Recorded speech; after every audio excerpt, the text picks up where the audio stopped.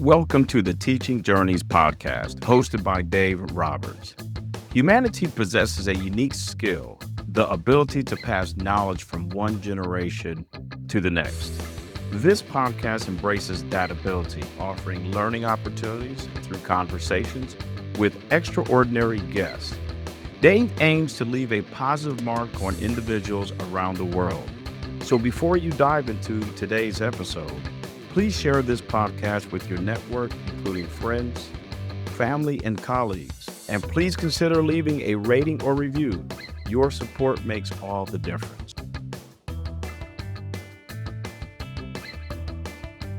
Hi, everyone, and welcome to another episode of the Teaching Journeys podcast. I'm your host, Dave Roberts, and today it is my pleasure to have as my guest, Beth Lynch. Beth is a spiritual medium, meditation teacher, and best-selling author.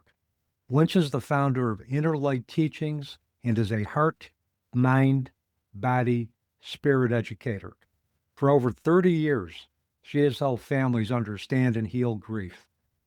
Her own personal experiences since childhood and her search for healing and higher understanding led her to understand her sensitivity was a strength. Her ability to connect to loved ones crossed has inspired and helped many understand life, death, and the in-between, showing the power of understanding, intuition, creativity, communication, and eternal life. Lynch shows how spirituality is the missing link in mental and emotional wellness and has written several books on spirituality, meditation, healing, and mindfulness. She's a graduate of Delphi University of Spiritual Studies, Arthur Ford School of Mediumship and Metaphysics, and certified under Mark Ireland's respected mediums. She donates service for helping parents heal and helping siblings heal. And with that, Beth, welcome to the Teaching Journeys podcast. It's a pleasure having you on the program today. Thank you for having me. Thank you. I'm very excited. You're welcome. And we'd met initially through Nina Madlick. You and I shared space with her on her podcast, the Healing Millions podcast. And we kind of connected after, started talking and had a great conversation, and one thing led to another, and we are recording today. Yes, I know. It's right. I was wondering how we originally met. The other thing, we also have a shared mutual connection with Mark Ireland. Mark was on my podcast talking about the work he does with certified mediums, and also talking about the legacy of his father, and also his recent book, Persistence of the Soul. And we had a great conversation around that. So we've got a couple of shared connections, and from different parts of the world. Nina, I think, is in Vienna, I believe. And you're in Florida, and Mark, I think he's in Arizona. So, Small universe. Yeah, real small. But when you have like-minded individuals come together, distance isn't an issue. It's just that distance kind of compacts. Exactly. So, Beth, my first question for you is, tell our audience about the experiences that have shaped your life path and your life passions today.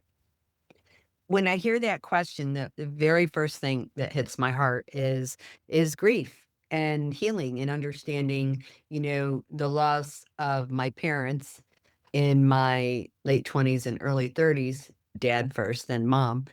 And that whole experience with my mother, was something that I just had to understand.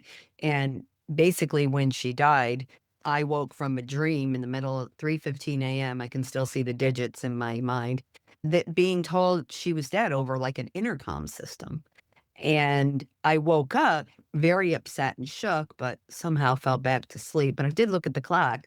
And then a few hours later, woke up to the news at, early in the morning, 7 a.m., I think, that the Amtrak crashed in the middle of the night. And she was on the train and she did pass. And of course, I didn't know exactly what was happening. I was pretty frazzled. But then I heard her voice in the car driving to my sister's house. And she said, "I'm all right.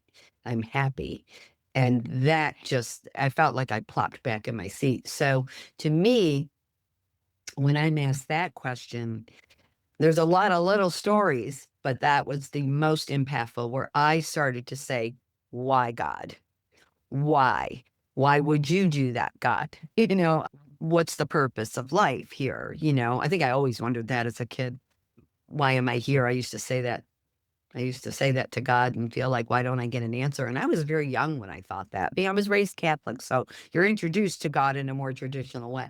That's a whole nother story, right? But that the whole experience with the passing of my parents truly kicked my booty into needing to understand more about life. Yeah, and I mean the why questions, those are questions that I know the individuals you work with who are grieving, I'm sure those why questions come up exclusively and extensively, particularly during the early phase of grief. They sure do. Did you realize that you had abilities as a medium after your mom died? Did you realize then that you had that ability to see beyond the veil? As a child, I would see things that I definitely didn't understand. I would feel things before things happened. So I was always having, you know, my conversations with God about those things. Why do I see these things? Why do I feel something and they happen? Why do I think something and then they call? And through my whole life, I went through that and just kind of thought, well, I guess I'm weird. I know things because that's the not understanding, you know? And then when it gets to be something so your fabric is torn and now this, and so you know, but you don't know what to do with it. That kind of leads me to something that I love to share is this is why I do what I do to help people because I think that whole process was years of unfolding for me. And I know that our evolution is not meant to be decades, kind of jumping ahead here, but it's true. And the children of the world are very sensitive and feeling. So when you walk around the world in your life feeling you're oversensitive and you feel too much and maybe there's something wrong with you because you do know things and you should know those things or should you know those things? It's confusing. It's very confusing. So that then when I went to the medium a year later, after she passed and I was, as soon as we sat down, she looked at me, young lady, you're not using your gifts and abilities. Your mother's telling me that you're going to do what I do someday. And I'm going, yeah, right. In my head, right? Like I'm going to do that. And I just know my mother, okay, leave me out of that. But I didn't understand, but that was a life-changing session. Within moments, I knew my mother was speaking, the things she said. But that confused me. But it didn't take long. A week later, I was in a metaphysical store looking at, the crystals and intrigued with things, the tarot, and I started taking tarot classes by a beautiful woman, Elizabeth Schumann, a respected astrologer. She's now on the other side helping people, I'm sure. And I mentored with her. Little did I know that was opening me to understand this language of the soul, the symbolisms, the metaphors, the colors of energy and chakras, and all the terms started just hitting me. You know what I mean? And now I'm like, and you feel like you understand it, but you don't understand it. But the curiosity just keeps it going. And the peace that it started to bring, meditation. I mean, that's big. Hmm. Yeah, meditation has had so many, beneficial factors to well-being. I mean, science Mhm, has proven what it does to promote relaxation, to promote less stress, to promote mhm, reduced blood pressure and longevity as well too, mhm, and mhm. also more clarity in terms of the way we see the world. And again, if you do that as a regular practice, but yeah, I mean, the things that you became motivated to research and that piqued your curiosity, these are things now that we're talking about where both science and spirituality meet to try Mhm. to give individuals a greater understanding of themselves, their relationship to the worlds around them, and specifically in terms of what the integration of those two worlds mean in terms of improving individuals' physical and mental well-being. So important, that's why some of the talks I have, even coming up on Nina's summit, is spirituality, the missing link of everything, really. And I like to explain that. Why is it the missing link? It's whether we're talking about, I don't care if we're talking about war, mental, wellness, emotional and mental wellness? Are we talking about our abundance? Are we talking about the condition of relationships? Once you understand what spiritual or spiritual energy is, it answers the whys. You don't ask why anymore, I don't feel. And I think a lot of people don't understand. May I share what I feel my definition is? Hmm. Sure can. Of the spirit, like the spiritual nature or the spirit. We all are energy first. We come into this physical world, we're going to have thoughts and emotions, and we're going to evolve, but the spiritual nature is actually what holds the intuitive energies that we Yep. come in with. Intuition, to me, is definitely the knowing, the connecting, the inner compass guides us, but it's a survival mechanism. Our self, our personality, self, physical expression absolutely needs its intuitive nature to survive here on this planet. And I think we're seeing that more and more than ever before. And it's always been there. And then it's our compassion. You know, Patience runs out, compassion does not. That's in the spirit. The personality will lose patience if it doesn't have a connection to be able to see compassionately. It's the creative expression. How are we going to do things we love and create the abundance to survive and have, food on our table, roofs over our heads, if we don't do things creatively and express? Hmm. It's the intuitive nature, the creative nature, the compassionate nature. It's our coping, our spiritual, the traditional prayer on earth as it is in heaven. If we choose to see on earth as we do in heaven, or the light or the higher frequencies, we would totally, you live your life in a perspective that there are no words, including with grief, because that's the eternal expression. We're going to reconnect. They're with us now. Simple things that you see in sessions, show that. And then the how you communicate, with just yourself. Like I said, I always had conversations with God in my head, as a little girl. And I used to think that maybe that wasn't natural, but who do you tell? I didn't tell my parents, I mean, it was. It confused me. I was told I was over emotional a lot, but that's because I felt so much. And, individuals who are intuitive or empaths, they do feel. They feel Mhm. intensely. They feel not only their feelings intensely, but everybody else's feelings intensely. Yes, and a lot of people, when they say, "I'm so empathic," they almost say it like a burden, and I tell people when I'm teaching and speaking, "Don't let your empathy be a burden. It's a superpower. It's where your intuition will go, bing, and hit the look around, turn around, slow down, Yes, that's the one, buy that, whatever it is. It's in the simplest physical things to the more divine experiences. The first time even sensing my mother and father's, seeing their faces vibrationally, just, tears are rolling down your eyes, but you're seeing them and feeling their energy. Mm. That is natural, not unnatural. In this world where everything is kind of, show me the evidence, where it's evidence based, where if we can't experience it with our senses and it's right in front of us, then anything else that is not of the physical world doesn't exist.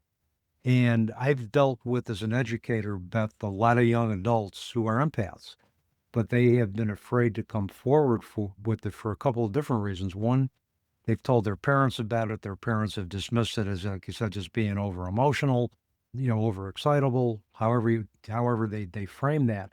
But the other thing is they are afraid that they are not going to be heard.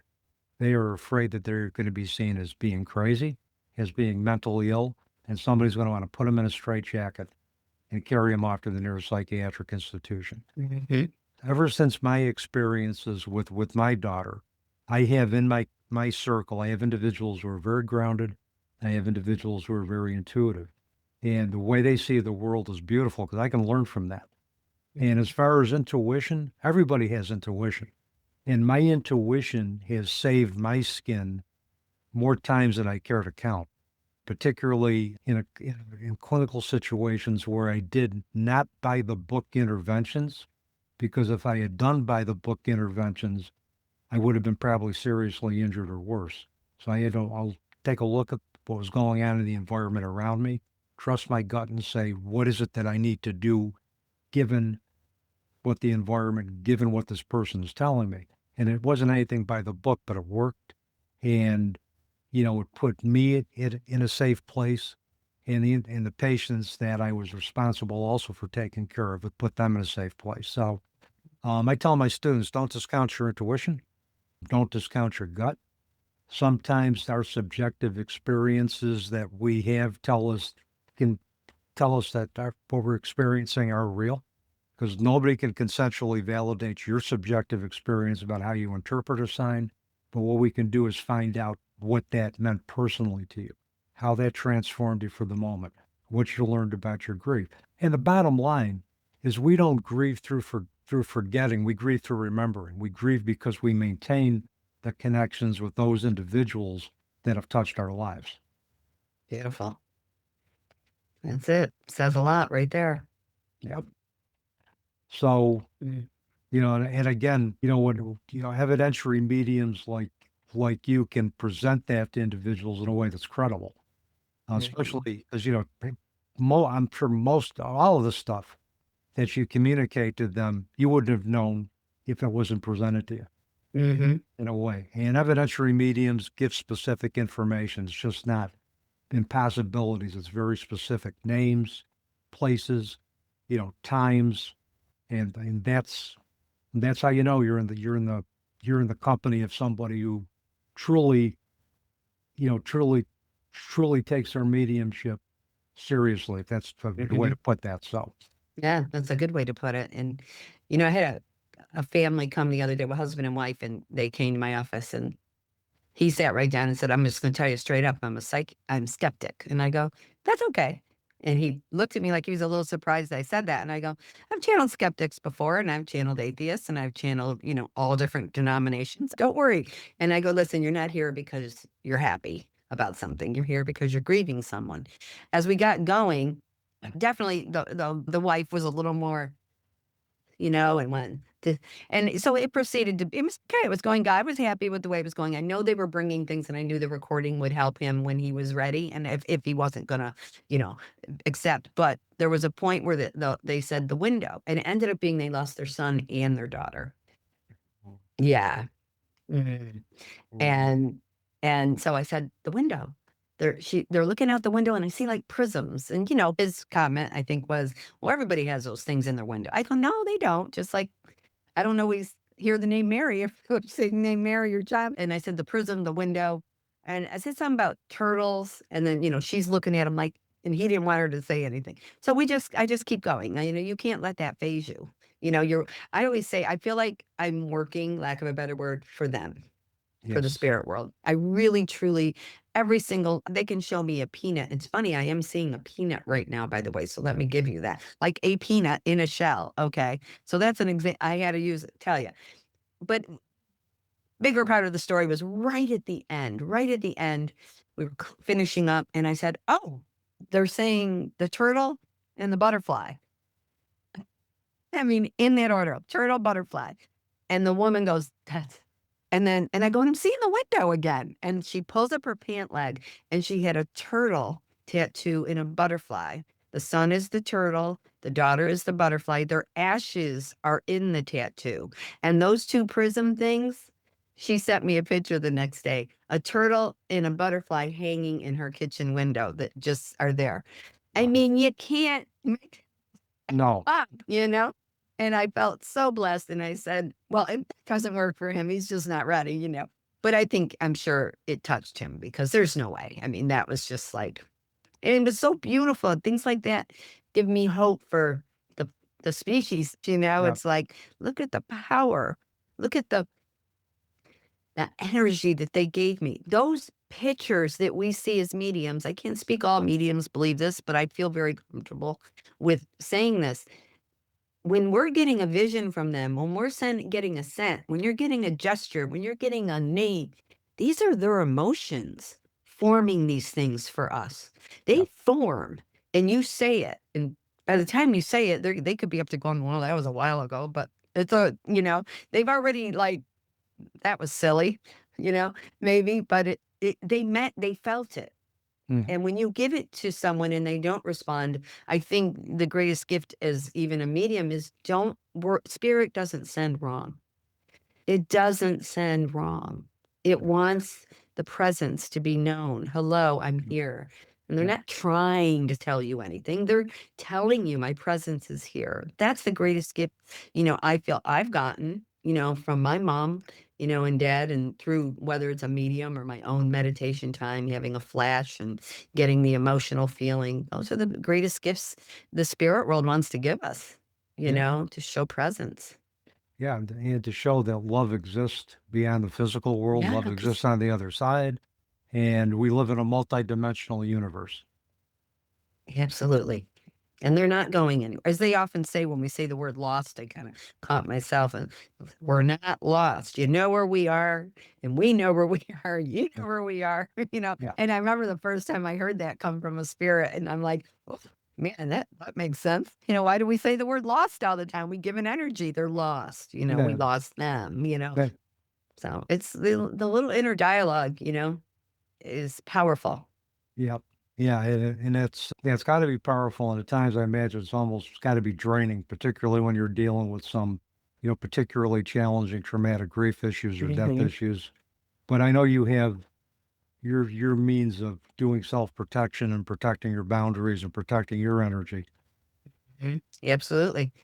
The blessing and the prep before when you're telling them how the communication can work is not just, you people want to get right to it. Oh, I know this, I know this. No, they're usually the ones that are the most challenging because but are you in that vibration of this? Because let the preparation, the little talk about how I'm going to receive and give and things like that are important to the spirit world, and the Mhm. blessing, you Mm. bring up the vibration, and honestly, it just gives you energy. You can get so much energy, and then when you're done, you're done.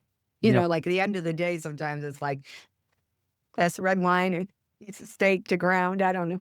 Yep. Keep it light. Yeah. Yeah. Well, yeah. Whatever you got to do to get back in balance and to Yeah. recharge and to recalibrate and Yeah. to what. Chamomile tea is awesome too. Yeah. I could speak to that. Whenever I've had Mhm. kind of a pretty stressful day or just a lot of things seem to be overwhelming me at once, chamomile seems to be the sedative that It is. It's that it's very good. calms me right down. So. Yeah, you mentioned in one of your books, Life, Death, and In Between. I saw this on your website. It says, I'm going to read this verbatim. It says, Lynch shows us how the understanding of our spirit can help us understand mental and emotional wellness, personally helping our families, communities, and our world. So I guess a $64,000 question I have for you, Beth, is how is spirituality specifically related to emotional and mental wellness? Powerful question. And I remember the awareness when it hit me one day. The things that I explained about the spiritual nature, being intuitive, creative, compassionate, copes with emotion. The spirit can handle anything. The personality wants to dig the hole and fall in it, no pun intended. And in the oneness that is in the nature of the spirit, the personality without that source Mhm. gets depressed. It gets sad. It doesn't have hope. It's not hope filled. I often say, don't be hopeful, be hope filled. You're saying present tense. I am filled with hope. Hopeful is almost like saying it's not there yet, right? That law of attraction is powerful and it's working. And every emotional frequency you have is determining that connection or push away or hold still. So when you have a mind that has no connection to its higher mind or higher Yep. existence, it's depressing. And then, there's some things that can make it worse along with that is often given. Mental and emotional, we're thinking, feeling species. You can't take out one of those parts of the formula, like don't feel emotion, numb the emotion, and probably where I'm going with that, then and think that there's going to be a solution or some beautiful kind of outcome or balance or healing. When you take out, we have to think and we will feel. You cannot change the formula. No. And there are certain things that change the formula. Yep. Yeah, we have to feel. If we're going to get through a lot of our own traumas or grief, we have to feel. Have to feel the feelings. We can't just Yeah. suppress it. And the other thing with spirituality, and I think, and I teach a Care of the Human Spirit course, and one of the things that consistently is borne out in the literature, regardless of whether I'm exposing them to yoga, to Reiki, to guided imagery, to meditation, is is what the benefits are to mental and physical well-being, whether it's boosted immune system, whether it's increased, self-esteem, whether it's increased energy, whether it's better ability to sleep, more, efficient recovery from surgery. There's a connection that can't be denied, because basically when you take away the body, we're all energy, and spirituality is energy. So if we can introduce practices, holistic practices, non-evidence based methodologies that can feed into that energy, and it's going to increase our well-being. It's going to be protective against mental illness, and it's going to increase our emotional well-being. And it's also going to make us re-engage in the world with purpose and with meaning, and feeling that we're connected to something greater than ourselves. Amen.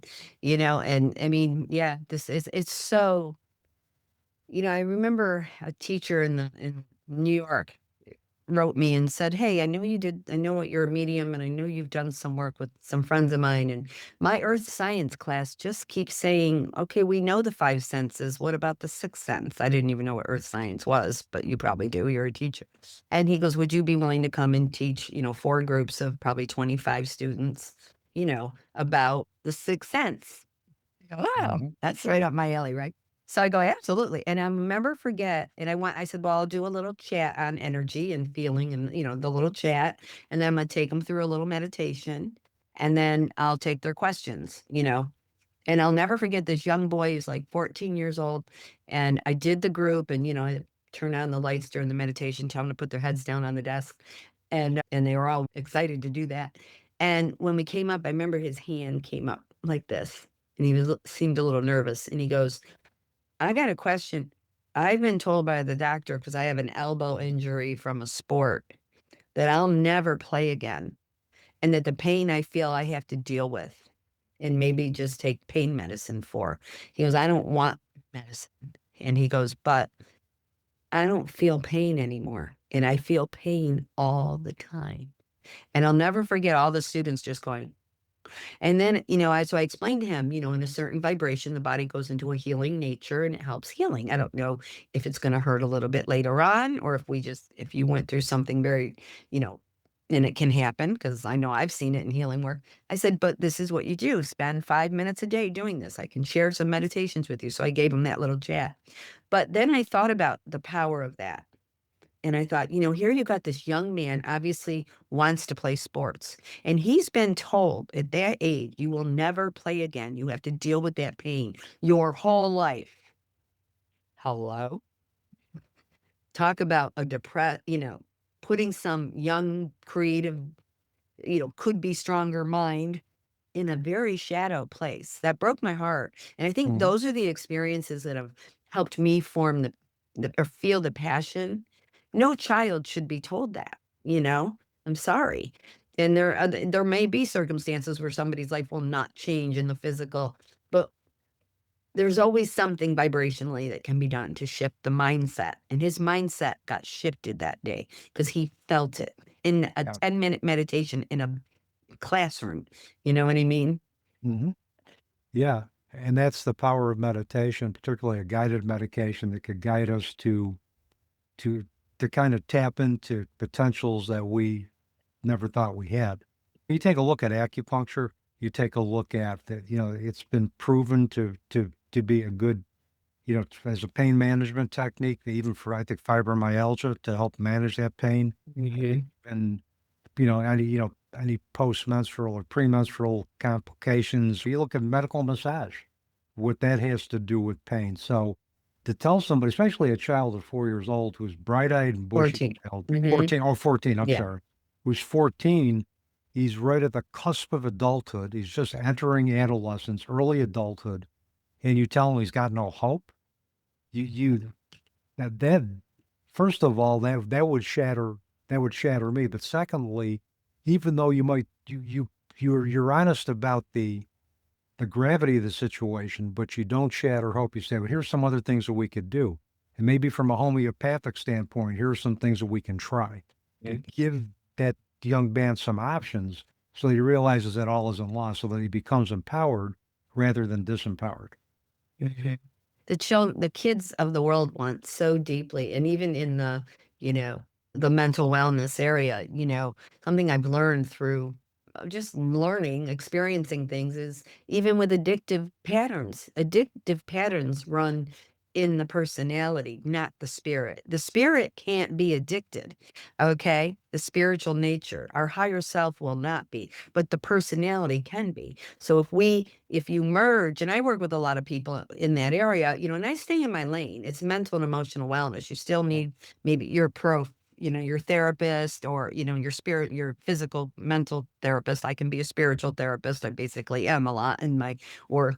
And when you see, those patterns can be changed, whether it's cigarettes or, medication, it doesn't matter what it is. It's really the spirit will not be addicted and will not get addicted. So you need to get out of the frequency in order to be in that space too and heal those things, whether it's mental, emotional, and then it goes down to the physical. The body's the last to manifest. It's the last thing, to pass too. You know what I mean? There's energy happening before the body actually ceases. That's why people see things above and can describe that whole area as just mind blowing to me. It's like they can see, you can watch, you're having an out of body experience. Those Yeah. things are cool.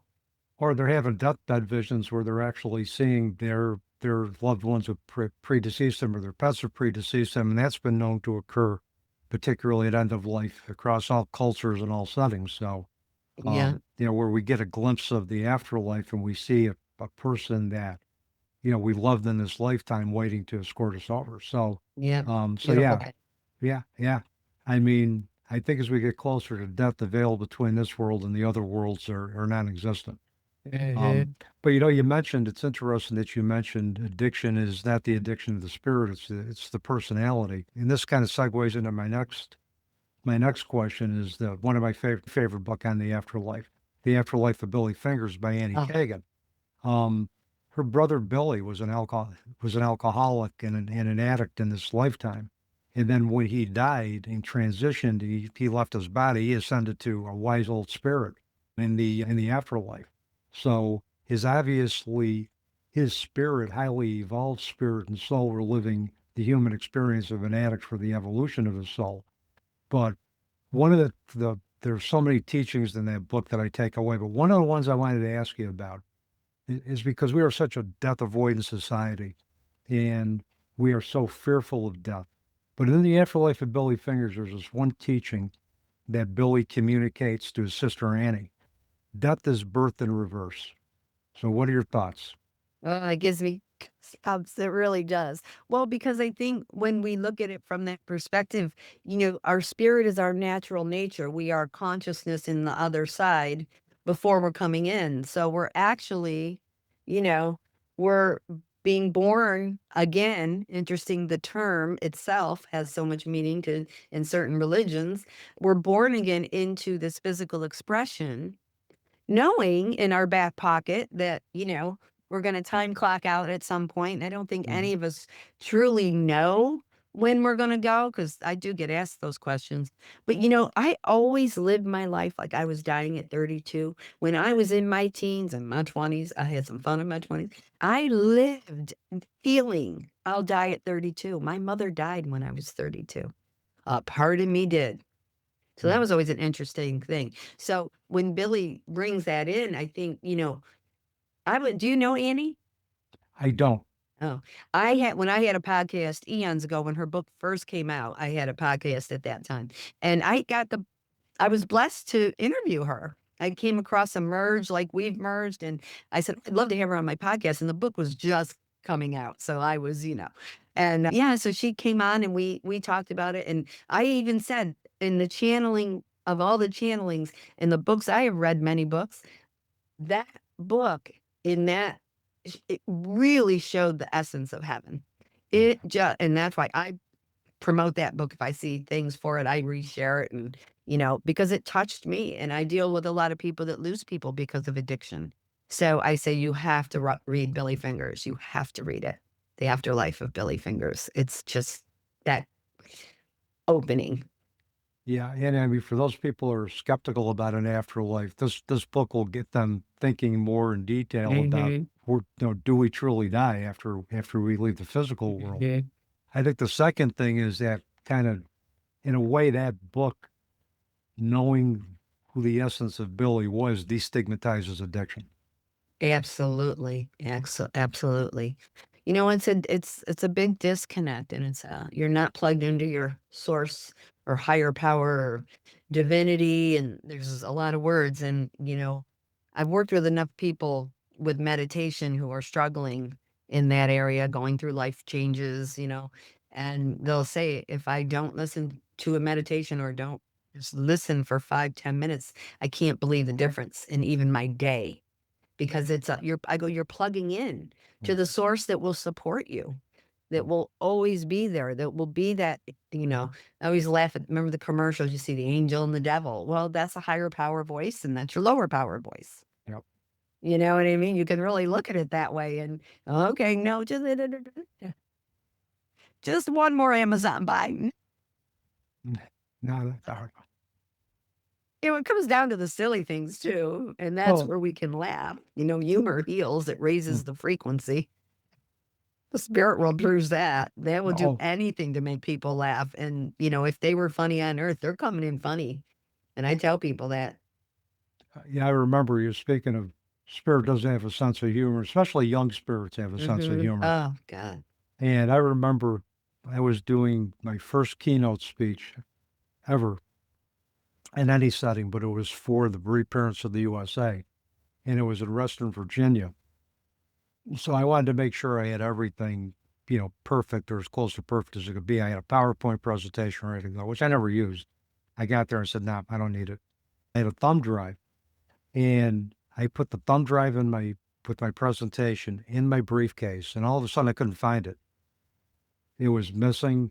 It was missing. I couldn't, and I'm tearing, and all of a sudden I found it stuck in between kind of a sleeve in my computer and where the slot went.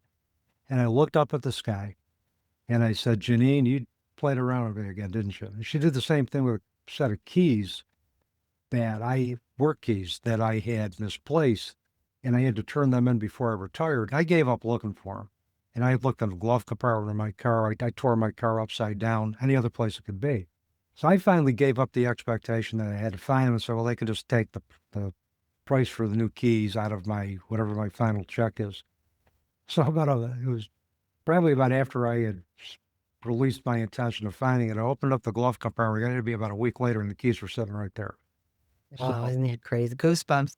yeah. So you look at it, young spirits like to play, and they like to move things around. They like to hide things on you. And spirit does have a sense of humor, especially the younger spirits. They like to just kind of just bust on you. And They I do. and I just smile because those moments take the gravity of what we deal with grief on a day-to-day by basis. It lowers that. It just decreases that and lowers the temperature. Absolutely. That's a nice way to put it. So Mm. let's talk about inner light teaching. That is your business, your service. So tell us about inner light teaching. I love the name, by the way. And Ah, also, I love the name. And also the services that you provide to those individuals who request it. mhm. The inner light is within our heart, the heart chakra, and the vibration, it represents the vibration and frequency. So inner light teachings is really the umbrella, I think, of all the things I do, beginning with channeling and communication with spirit. And then also the evolving of different classes and, my writings and stuff. So everything I do is under that. And it really is about helping people learn to go into their inner light, and connect to that power, learn to trust their own inner voice, honor their inner dialogue, We let things run amok. So everything is under that, any programs I do in teachings. And, I'll never forget when I first started doing this, I'm like, how do I begin? Where do I begin? I always say to people, if you put out a question, you get an answer. You will. And it very rarely does it take more than the magic thing is 3 seconds, 3 minutes, 3 hours, 3 days. It is not going to go past 3 days. And if it does, you're in your own way, and we can tweak that, and, pause, tell yourself, inner dialogue. So, that's where, and I remember, coming into, well, I always go into my inner light in my heart, because that's where I felt to go, and I'd watch it expand through and around me before I really understood its power. And that's where it all came about. And I remember, like, it was probably only 10 years ago. I mean, to me, that doesn't feel that long ago, when I'd been practicing almost, 20 years using inner light teachings as my umbrella. And I remember seeing a picture of Jesus with the Sacred Heart and the fire in there. And I went, duh.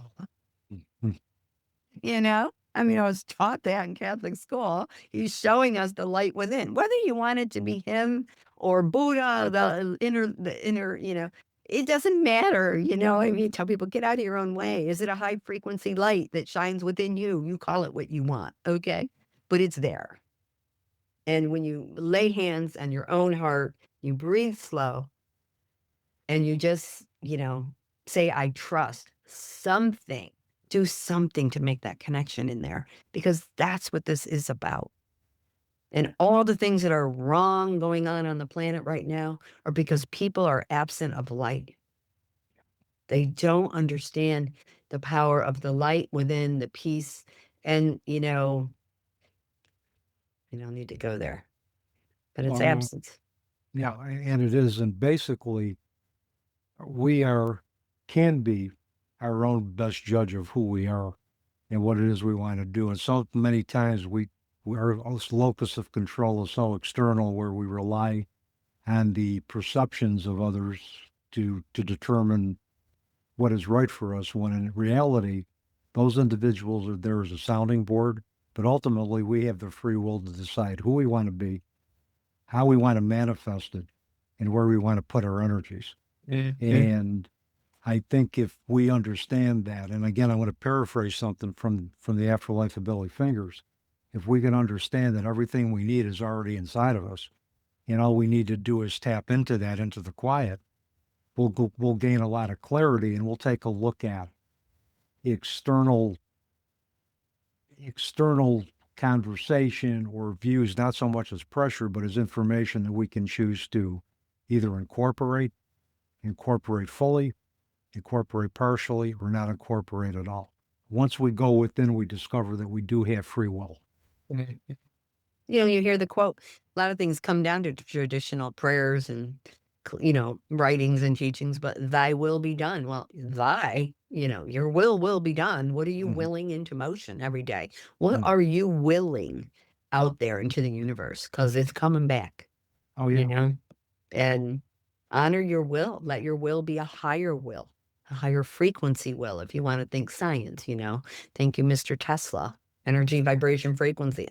Like, science has talked about this. It's like, Yeah, and it isn't.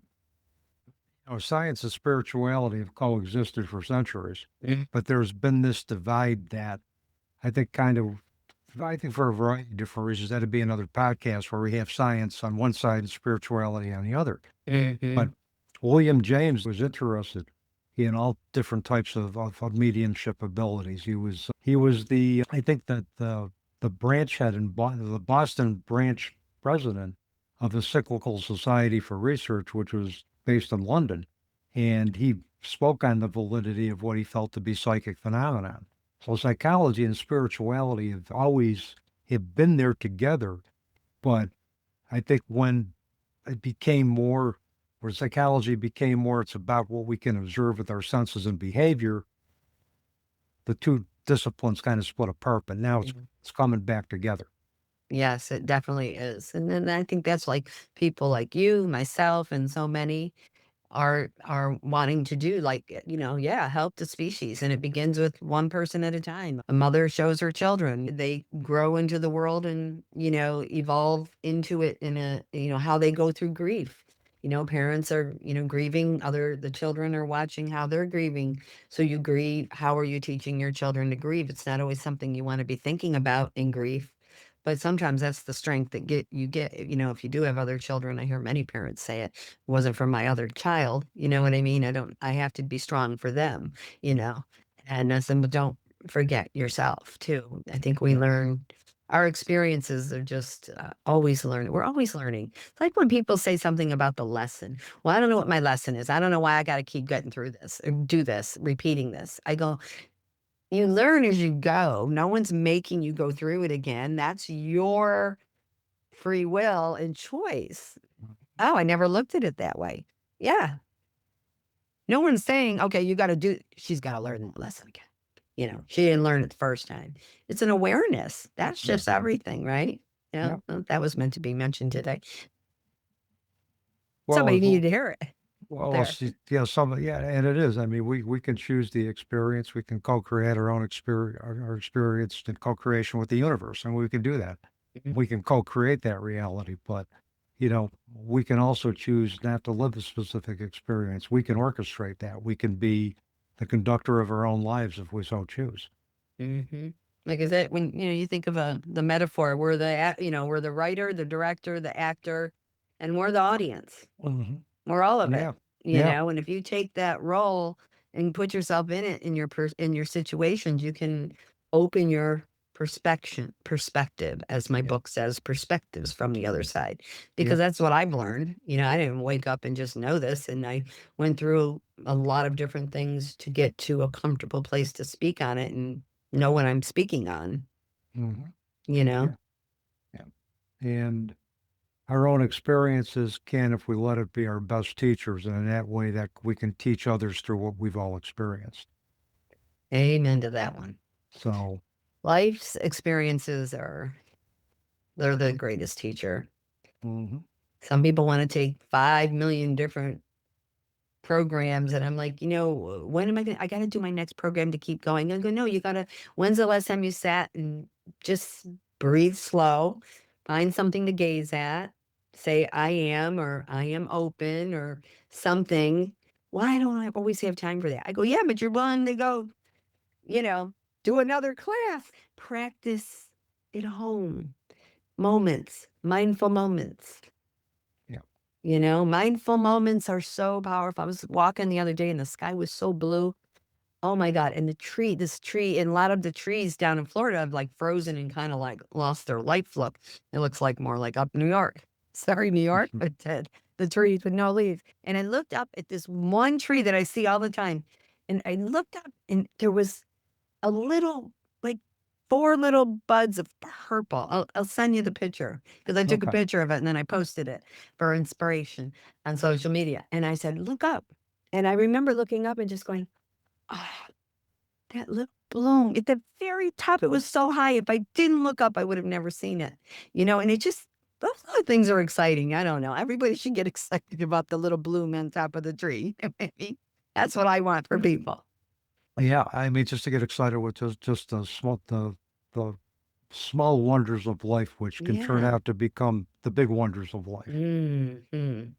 And I think many of us lose sight of that, living in the day to day. And it isn't about the major accomplishments. It's about the little things that kind of feed our soul. Yeah, absolutely. Make the connection, plug us in, Mm-hmm. realign us, use whatever words we want, right? But it's all about who we are and why we're here. And, I think, and, we have to trust in something bigger. We just do. Yeah, we can't do this by ourselves. We do need community, whether it's a soul community, whether it's our earth community. We need community if we're going to survive. We can't connect to something greater than ourselves if we're living on an island. Mm-hmm. Absolutely. So, Beth, you've left us with, boy, a lot of good stuff today. But I'm going to ask you to dig deep one more time and ask if there's one takeaway that you could leave our listeners with today, what would that be? To believe in the power of your spirit and that you are that essence, and be friends with it. Invite it in. Hello, higher self. Let's have some fun today. Start with something simple and see where it gets you.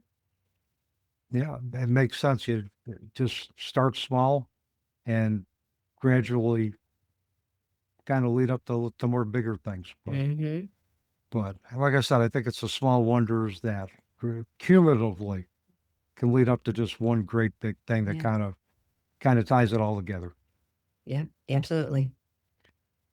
So now I'm going to give you an opportunity to promote yourself a little bit.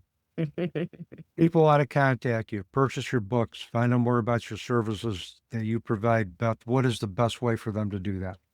Go to the website, innerlightteachings.com, and it really has everything on there, from my social media links to my classes, how to book a session. I offer a free consultation. You can book that. It's about 10-15 minutes to see if any of the services or even the channeling is something you'd want. You put in your email address. Maybe, I think, you check you're not a robot. You get 5 free meditations all on that website. So I think that just takes care of every area, and the best way, innerlightteaching.com.